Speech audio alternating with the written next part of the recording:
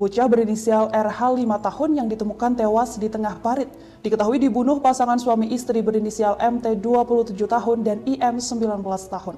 Tersangka bahkan sempat mencabuli korban sebelum menghabisi nyawanya. Korban tewas setelah dianiaya hingga kepalanya dipukul dan ditenggelamkan di dalam parit.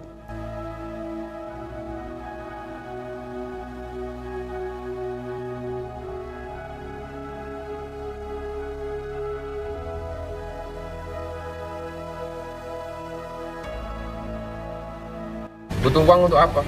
Buat beli-beli. Beli apa? Beli sosis, beli susu, kopi susu.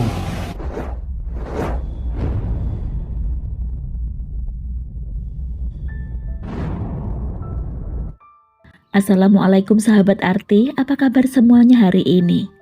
Terima kasih ya yang sudah klik dan nonton video ini.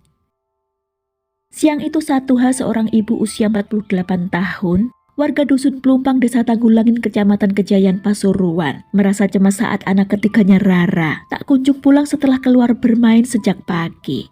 1H awalnya tenang saja ya, karena Rara anak bungsunya itu biasanya bermain dengan anak-anak tetangga, hanya di sekitar rumah mereka saja, tak pernah main jauh.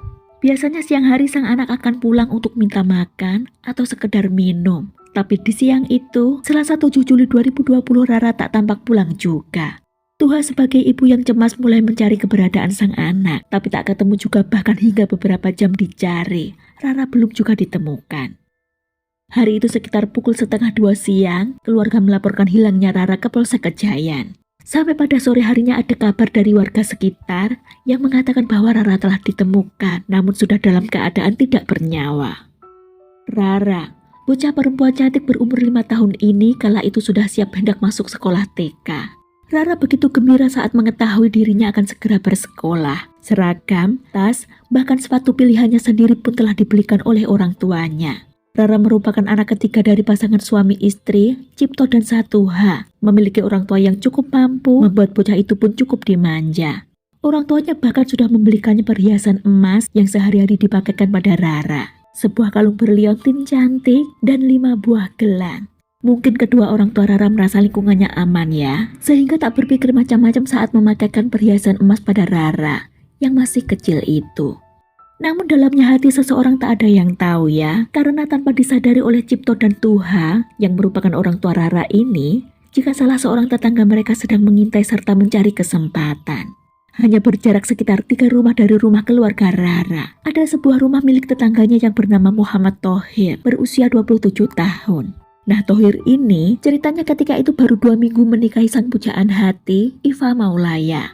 Keluarga Thohir yang hanya petani, sehari-hari hidup sederhana ya, makan pun seadanya. Bahkan setelah menikah pun Thohir tak memiliki pekerjaan tetap.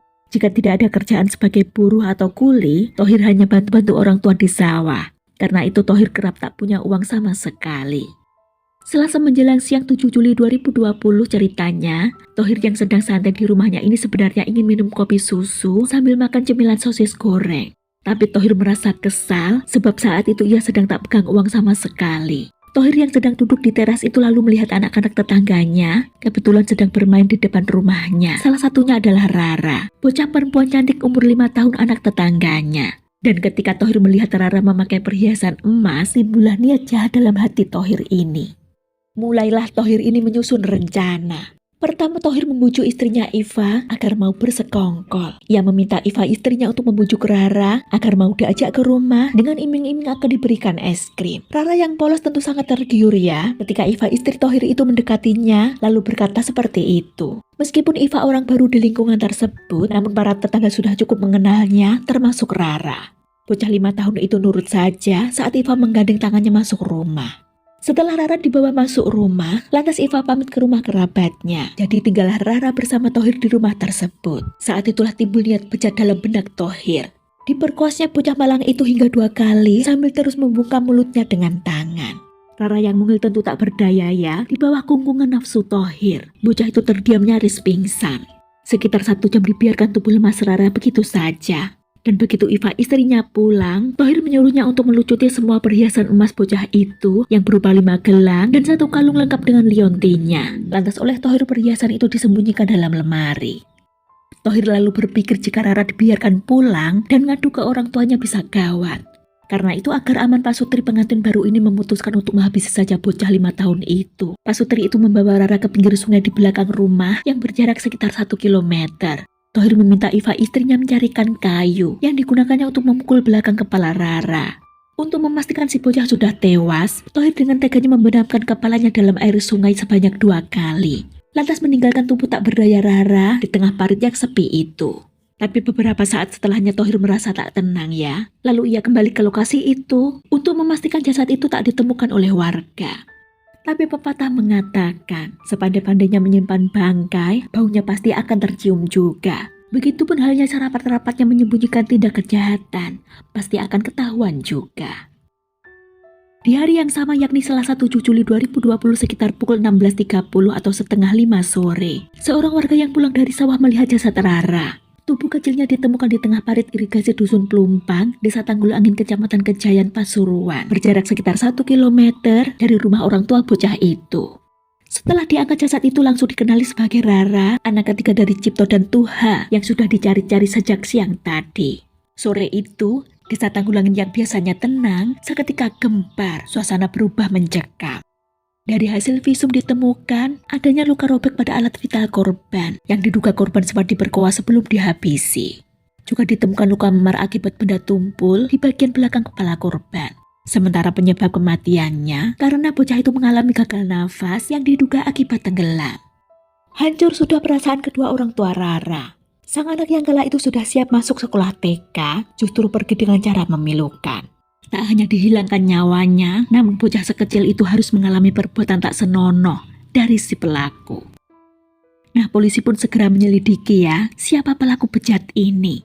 Dari hasil penyelidikan diketahui, ada informasi dari tetangga ataupun teman bermain korban, jika ada yang sempat melihat Rara terakhir tampak pergi bersama Iva istri Thohir. Begitupun Tuha ibunda korban juga mendapat informasi jika putrinya itu sempat terlihat bersama Iva. Cuma si ibu tidak merasa curiga sama sekali, karena rumah Thohir dengan rumah korban ini hanya berjarak 3 rumah saja ya. Begitu bukti-bukti telah dikumpulkan, polisi segera bergerak menuju rumah Thohir untuk memeriksa. Dan setelah digeledah, polisi menemukan perhiasan emas milik Rara di lemari pakaian Thohir. Pasutri pengantin baru itu tak bisa mengelak lagi. Di hadapan penyidik, kedua pelaku mengakui telah menghabisi nyawa korban. Awalnya hanya ingin mengambil perhiasan emasnya saja. Tapi saat melihat korban, entah kenapa nafsu bejat Thohir muncul. Dengan teganya menggagahi korban sebanyak 2 kali. Tapi ternyata istrinya tidak tahu. Lalu karena takut korban mengadu pada orang tuanya, Thohir dan Iva sepakat untuk menghabisi korban saja. Tapi yang konyol dan di luar nalar adalah alasan pelaku membunuh korban. Bahkan saking gak habis pikir, penyidik dan wartawan pun sampai geleng-geleng kepala mendengar pengakuan pelaku ini. Butuh uang untuk apa? Buat beli-beli Beli apa? sosis nanti susu kopi susu. Kenapa kok dibunuh? Nggak cuma diambil aja barang? Takut di orang tuanya. Kamu takut sama manusia tapi nggak takut sama Tuhan kayaknya. Karena keterangan pelaku cenderung berubah-ubah, polisi melakukan tes kejiwaan ya, tapi hasilnya normal, alias mereka dalam kondisi waras saat melakukan pembunuhan keji ini.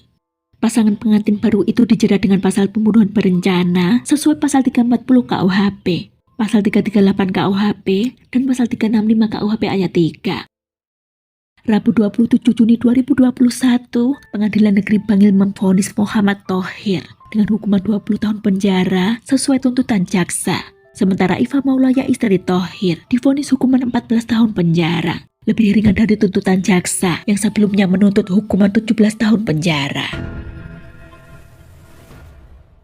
Aduh, astagfirullahaladzim. Entah bagaimana pikiran pelaku ini ya, bisa-bisanya beralasan ingin merampas perhiasan korban karena butuh uang untuk beli sosis dan kopi susu.